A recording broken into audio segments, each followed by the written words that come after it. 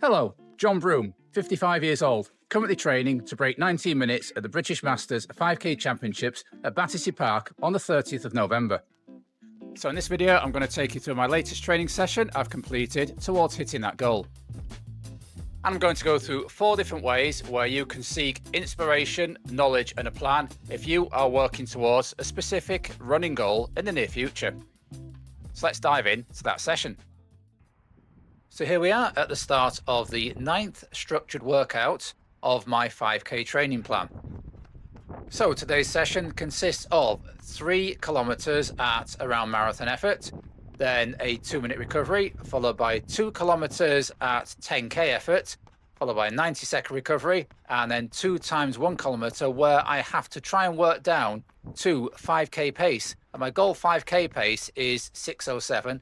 So we'll see if we can get anywhere near that by the end of this session. The stats will start to appear on the screen in a minute so you can see how fast I'm going, what heart rate I'm running at, and what the elevation is, because I'm on a gently undulating park. This is Hillsborough Park in Sheffield. So I'm expecting this part of the workout, the marathon pace section, to come out around 7:20 to 7:25 pace. Now, I'm running 3K here, but I'm working minute miling because that's how my brain computes. I've been doing that for 25 years. I know what minute miling is. So this is a workout that is part of a structured training plan that has been individually set for me by a running coach, Andy Rayner, Forest of Dean runner, who many of you will know through his running YouTube channel. So the first way in which you can seek to improve and get a training plan is to ask a running coach to write you one and to monitor that throughout the period that you are training. So let's just go through the advantages of having a plan written for you by a running coach. Well, firstly, it is unique and bespoke to you. Andy knows my running very well. He knows what I'm good at. He knows where there's areas for improvement. So he's written the plan to reflect that. The second advantage of having an individually written plan by a running coach is that you get feedback on it. So each session I do, I send the numbers to Andy, he comments on it, and he is then able to tweak the plan moving forwards based on the light of that information. At the minute, we do seem to be slightly exceeding the pace I expected, which was around 7:15 to 7:20, maybe rising to 7:30 on some of the climbs in this park, but I'm feeling pretty good at the minute. So the third advantage of following a plan set for you by a running coach is the investment and accountability. So Andy's invested his time in analysing my running and writing this plan. I've invested time in following that plan, and there's that level of accountability. I'm not just going to duck out to say, oh, I didn't feel like it, or oh, things got away from me today, I didn't prioritise the time to do this plan. Each time I've been set a session, I've absolutely gone and done it. As I've said, fortunately, in the 8 sessions previous to this, I've managed to nail all the paces and all the effort levels that have been set. So really pleased with that. Now, I did note that I'm not meant to exceed 160 heart rate here, but because the undulation, we've just turned a left-hand bend, which is at the top of the park. It did just go up to 162, 163, but we're getting it down under the, well, on the required limit of 160. You'll notice we're actually sub 7-minute miling is slightly downhill this part of the park, but in general, I'm going a little bit quicker than I had planned. But it's a lovely day for running and I'm feeling quite fresh.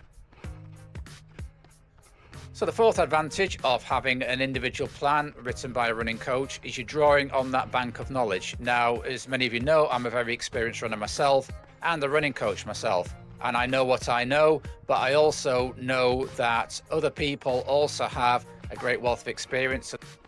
Just pause there so I avoid tripping over these dogs which are bounding backwards and forwards across the path. Yeah, other people have a great wealth of experience and knowledge too to bring to the game. And sometimes 2 heads are better than 1. So I'm taking responsibility for the non-session days whilst Andy sets these specific sessions. I feel it's working really well at the minute. I'm feeling fit, I'm feeling positive, and I think my running is really coming on leaps and bounds over the 3 or 4 weeks I've been working with Andy. So yeah, the first way in which you can get a training plan to hit a particular goal is to reach out to a running coach. So Andy obviously coaches, there are other well-known YouTube personalities who offer coaching, and coaching is also something we offer. The majority of the athletes we tend to coach tend to be veteran runners, competitive veteran runners, keen veteran runners like myself and Dawn. maybe in the 50 plus, 55 plus, 60 plus category. So if running coaching is something you think might benefit your running, then please get in touch with us. If I could think of one disadvantage of having a running coach, is sometimes that relationship might not gel. So I thought long and hard before reaching out to Andy. I followed his channel for a while. I respect and admire the way he goes about things and the thought he puts into things. So I knew it would be a good fit. But yeah, sometimes a coach-athlete relationship might not work, but that's fine because both parties can step back and move on at short notice. So back to the session, I went through 1 mile in 7:13 pace, a little bit quicker than I planned. The heart rate is creeping beyond the prescribed zone. I wasn't aware of that at the time. I am aware of that on seeing this footage in playback with the stats thrown up on the screen. So no wonder the comments that I make at the end of this particular part of the workout and the intermediate parts of the workout following will make sense. So we're just going to jump forward in time now to the end of this 3 kilometer part of the workout and see how we got on. So you join me at 1.78 miles, which is, I think, about 120 yards before the end. Look at me mixing up kilometers, yards, miles. It's going to blow your minds, isn't it?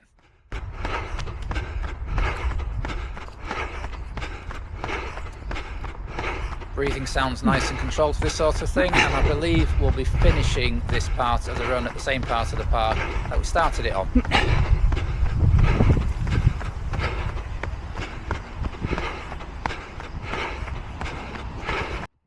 So I was expecting to see somewhere between 7:20 and 7:25 for this, maybe 7:30 pace because, as I said, I'm on a slightly undulating park.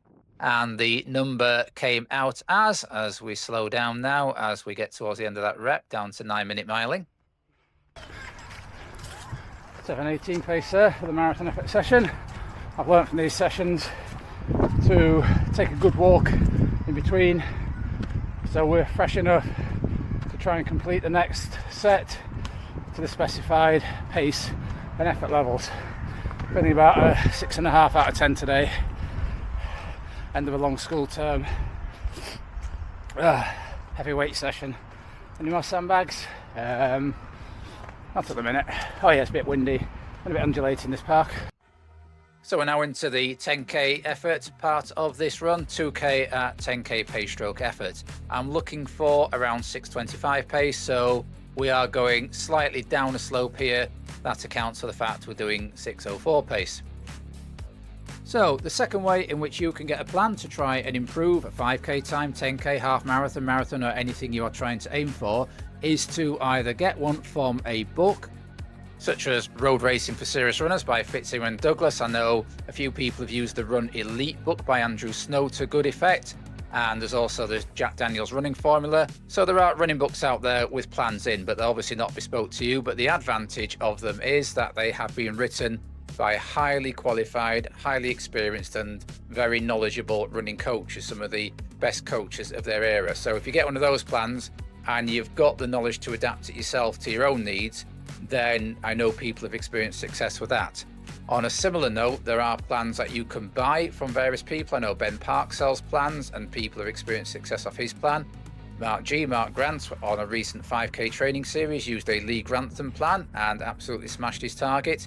So yeah, the second way in which you can look to improve your running and hit a target is by getting a running plan that is generic but has been written by a coach. Now back to my session here, 6:26 pace, that's about where we need to be, 6:27.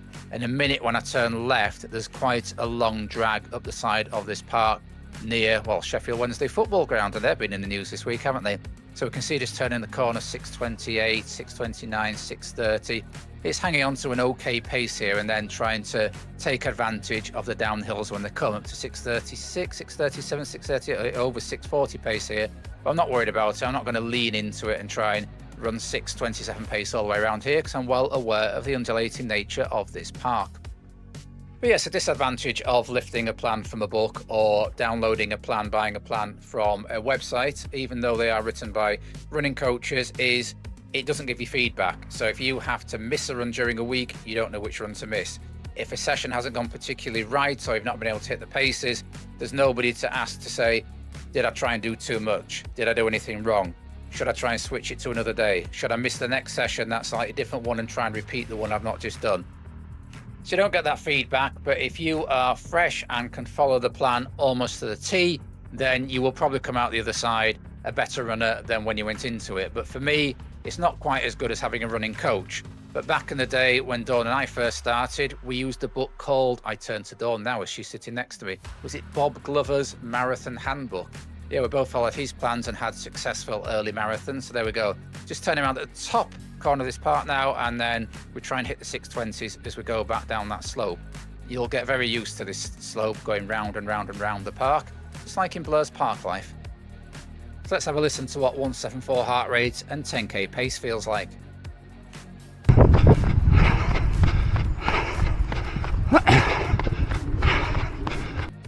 It's slightly different to the marathon effort, but still within control. In fact, I'm not feeling great at this part of the session. And had I set this session myself or lifted it out of a book, I'd be thinking it's too much for me on the day. But as I said, because somebody has invested their time in thinking about my running and set it, somebody I absolutely trust implicitly, I am invested in trying to get this session done, and I'm not going to back out. I'm going to keep going as long as I'm hitting the right paces or anywhere near those paces. So in the context of this video, are any of you coached by an actual person, maybe somebody at your club or somebody that you're coached by online? Have any of you used any of the off-the-shelf, that's the word I was looking for, off-the-shelf plans that you can get from the internet or from a book? Or do any of you use those running apps like Coopah and Runna, which I'll come on to later? Or are any of you self-coached? And if so, what do you base that coaching knowledge on?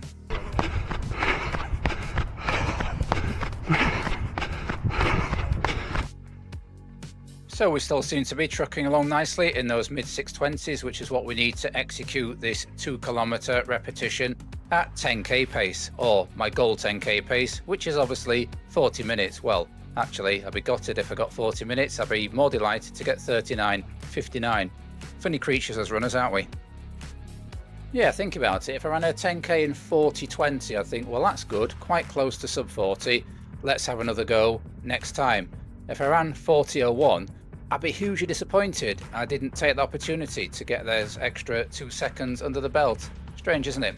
So we're going back up the slope now with the Sheffield Wednesday ground on the right. As you can see, we're getting up to 650. So I'm not massively hopeful at this moment of clocking that mid 620s for this part of the session. But I'm putting the effort in, heart rate in the high 170. So let's just keep going and see what happens.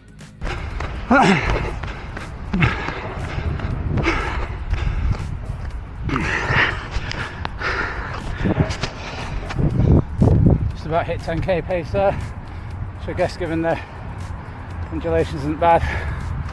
Gonna be starting 1k now, going up. It's gonna be a toughie this. Have I mentioned this park is undulating? Oh yes.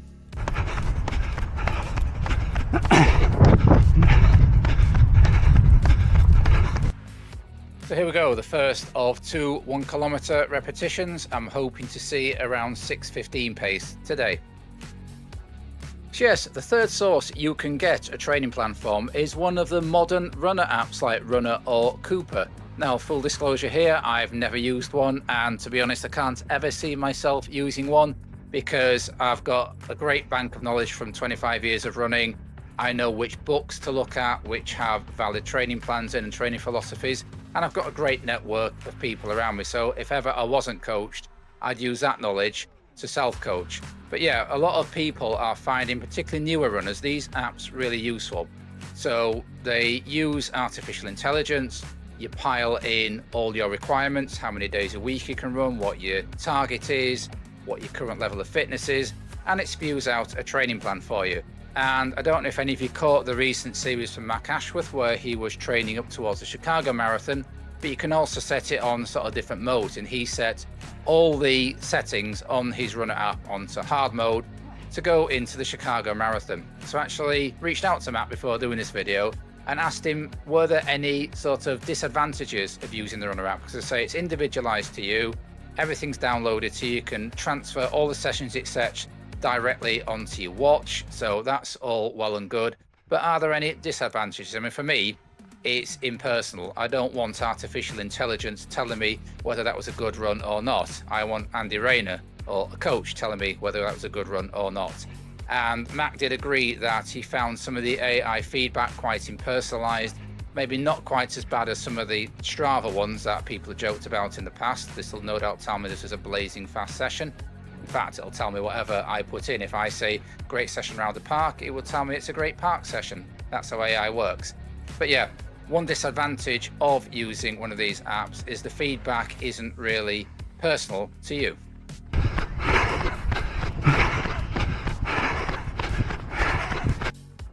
Talking of hard mode, we've now got this run up to 181 heart rate. Normally by the end of a 5k I can get it into the high 180, so doing 181 in a solo training session ain't bad.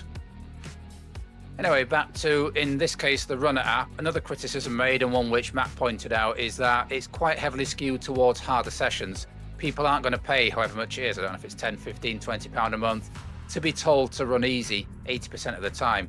People want those sexy sessions, they want those hard workouts, they want to be able to post those up onto Strava and tell their mates, and Runna feeds into that need. So yeah, another criticism of using Runna is it really geared towards absolutely getting the best out of your running, or is it geared towards the marketing and the hype and looking good?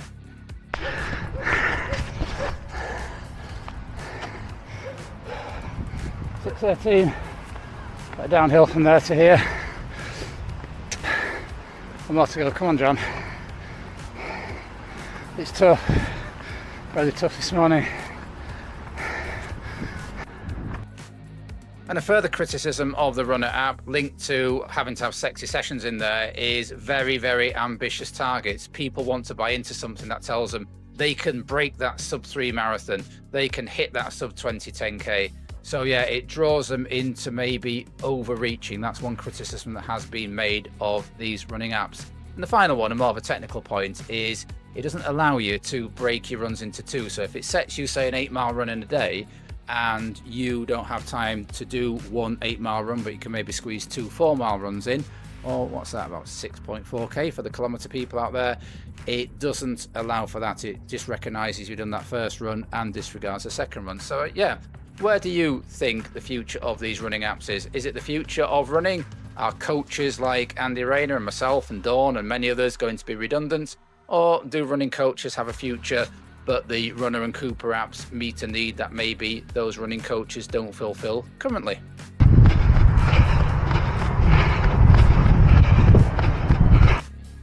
So, having had a bit of a psychological battle earlier on in this session, you can now see that I'm hitting something beginning with 5-minute miling here. Probably won't keep it up for the entire kilometre rep, but I'm really, really encouraged by the progression in this session.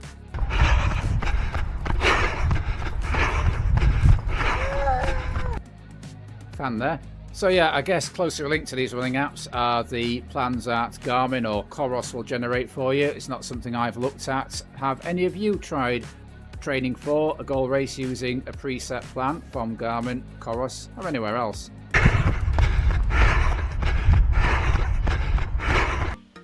Then I guess the final method of coaching is maybe what most people do, and that is self-coaching, taking an amalgam of books that you've read, plans you might have used in the past, coaches you may have come across either on YouTube here or at your running club or elsewhere, and pulling all that knowledge together to create your own plan. That's what I did between about 2006 and recently. And yeah, it gets you so far, but as I said, for reasons I've outlined, I'm now being coached and really enjoying it.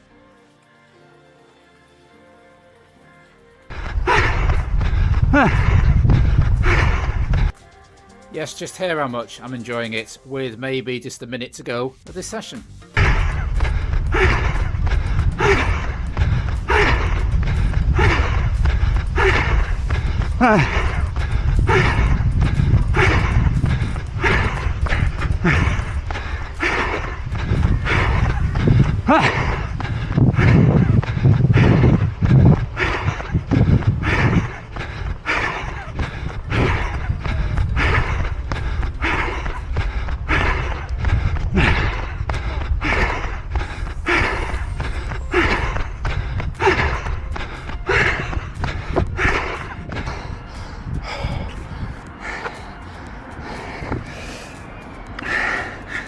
think we went low 6s on that one.